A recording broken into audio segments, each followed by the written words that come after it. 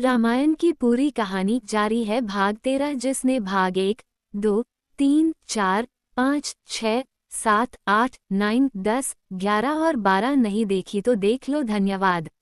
भाग 13 सनातन धर्म व भारतवर्ष के हर पहलू के बारे में हर माध्यम से जानकारी जुटाकर उसको संपूर्ण व सत्य रूप से आप लोगों तक पहुंचाना मेरा उद्देश्य है। यदि किसी भी विषय में मुझसे किसी भी प्रकार की कोई त्रुटि हो तो कृपया इस लेख के नीचे टिप्पणी कर मुझे अवगत करें। और दोस्तों, बहुत विद्वानों का अपना अपना तर्क है और नीचे अपना तर्क बताया है। यदि आपको ठीक लगे तो सही, नहीं तो आप अपने तर्क से सोचें। लंका दहन तथा हनुमान रावण संवाद। लंका दहन की कहानी। हनुमान और इंद्रजीत का युद्ध। माता सीता से आज्ञा लेकर हनुमान जी अशोक वाटिका के फल तोड़कर खाने लगते हैं।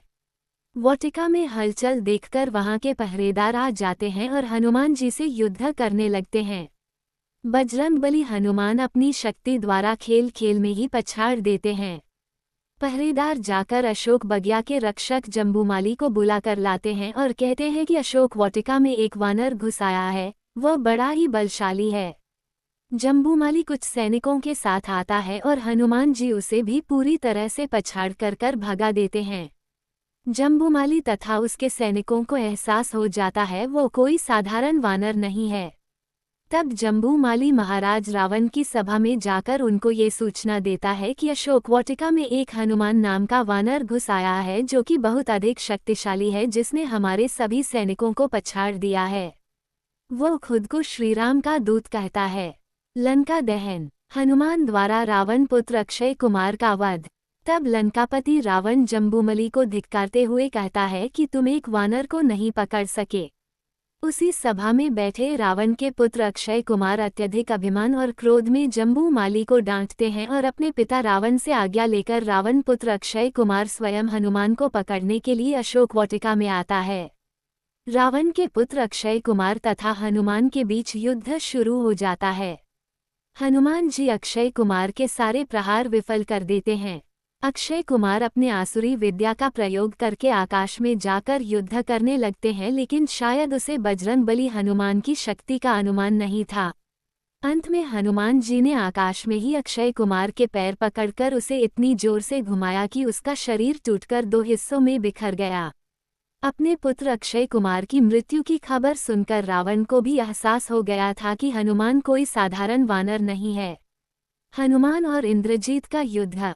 इस पर रावण का सबसे प्रिय पुत्र इंद्रजीत, जो कि सबसे महापराक्रमी योद्धा था, वह प्रतिशोध लेने की बात कहता है और अपने पिता रावण से कहता है कि वह जाकर उस धूर्त वानर को पकड़ेगा।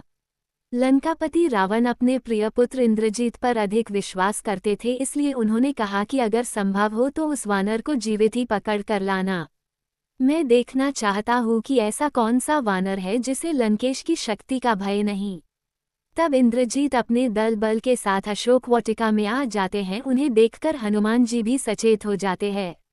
हनुमान और रावण के पुत्र इंद्रजीत में युद्ध शुरू हो जाता है। दोनों के बीच घमासान युद्ध होता है। इंद्रजीत ये देखता है कि उसके किसी भी बाण का असर महाबली हनुमान पर नहीं हो रहा है, वो खुद विचलित हो जाता है।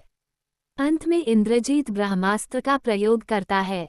हालांकि हनुमान जी को स्वयं ब्रह्मदेव से वरदान प्राप्त था कि ब्रह्मास्त्र या कोई भी अस्त्र उन्हें बांध नहीं सकता, लेकिन हनुमान जी ये देखना चाहते थे कि लंका का राजा रावण कौन है जिसने माता सीता का हरण किया है। इसीलिए हनुमान ब्रह्मास्त्र को प्रणाम करके अपनी इच्छा से उसमें बंध जाते हैं। हनुमान रावण संवाद। तब हनुमान को बांधकर लंकापति रावण के दरबार में लाया जाता है। हनुमान को देखकर लंकापति रावण आश्चर्य में पड़ जाते हैं कि एक साधारण सा दिखने वाला वानर उनके महाबली पुत्र अक्षय कुमार का वध कर सकता है।